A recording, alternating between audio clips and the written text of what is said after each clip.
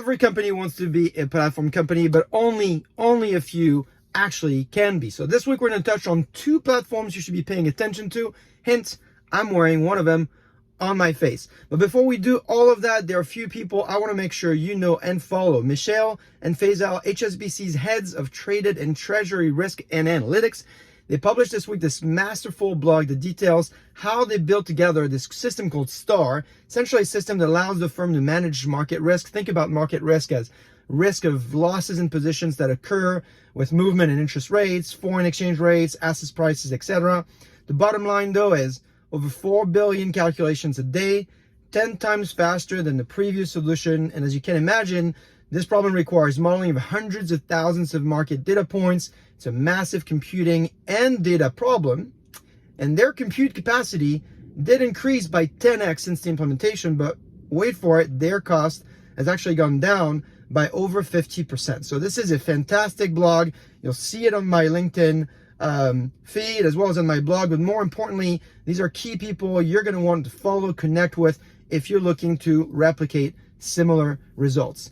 My second hero of the week is Jeremiah OYANG, who shared a great way for leaders to conceptualize how an AI technology stack might look like, from data to infra to models to AI apps and autonomous agents. His post has a great map that you're going to want to print as a guide for your team to respond and deal to the hundreds, maybe sometimes thousands of vendors coming at them daily with new AI solutions. You'll find again all that in the blog and LinkedIn feed. Now, if you're in San Francisco next week, you still have a little bit of time to register for TED AI, where Jeremiah actually will have a talk. I will also be there, so make sure to DM both of us if you'd like to meet. And the week after that, on October 26th, I'll be talking at Stanford University's Venture Capital Unlocked. And if you're interested in that, of course, you can reach out to me. Finally, my third hero of the week is my good friend, April Dunford. You might have seen the posts and photos on my LinkedIn feed of her visit here in San Francisco a few weeks ago. She is the worldwide authority in product positioning. I've had the opportunity to work with her. She's fantastic. Her first book, obviously awesome, was a sensation. It's a great book. And her second book, Sales Pitch, is coming out here. You know, I'm a big fan of it here.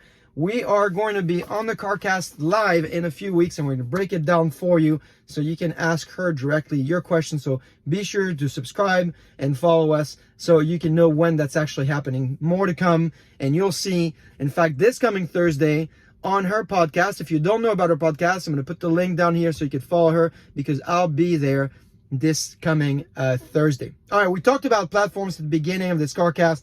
This week, The Economist published a great piece called So Long the iPhone, Generative AI Needs a New Device.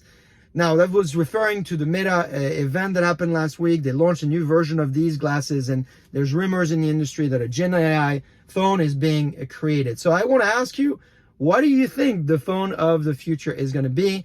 Is it even going to be a phone? You know, I think this is an interesting space to watch. I've had these glasses here for a few years. They're a ton of fun to work with, to play with as a first generation device. And I can't wait to see what's coming next. As The Economist says, of course, you can be dismissive of smart glasses, but I say, watch the space. The first flip phone, remember, was 96. The first iPhone came out in 2007. And so it takes a while for these shifts to actually materialize, but ultimately we know that they're going to be. So I'm curious, what do you think the next version of this is going to be? I'm betting on intelligent contact lenses, but we'll see what happens. Now, there's also another platform that's shifting in the enterprise data space. It might actually even be more disruptive than these glasses for some of us here, and it is the Composable Data Platform and Data Application shift. If you remember, in 2020, Gartner introduced this concept of composable business as the theme of the year. The year after, in 2021, they came out on stage at their conference, and they talked about how this new platform was the foundation of composable data and analytics, where metadata was powered by graph that was going to be the glue of all of it together. Well, this week, Wes McKinney published a great blog based on a paper he co-authored called the Composable Data Management Systems. In it, he argues that, one, the popularity of cloud computing, the rise of new hardware architectures, and the complexity of data processing tasks are requiring that we build more agile, more open data systems. This is a great blog to read, something to debate with your team. In my mind, the future of data apps is certainly more composable, certainly more open. In fact, I think the future of data apps is really about the data ecosystem. And this is true for application components, but I think it's also going to be true for the data itself. To me, the future of data platforms, and I'd love to get your opinion on that, is going to follow at least 3 rules. 1, composability for the implementers. 2, openness for the builders. And then 3, maybe more ironically, simplification for the buyers. That's really what they're going to want, is while there's diversity distribution, we're going to want to come out with simplicity so people can use the applications, people can buy them more simply. I'd love to get your thoughts on that. Leave me a comment. Let's debate this over the next few weeks. This is a developing trend, and I'd love to get you engaged. And with all that, I will see you next week.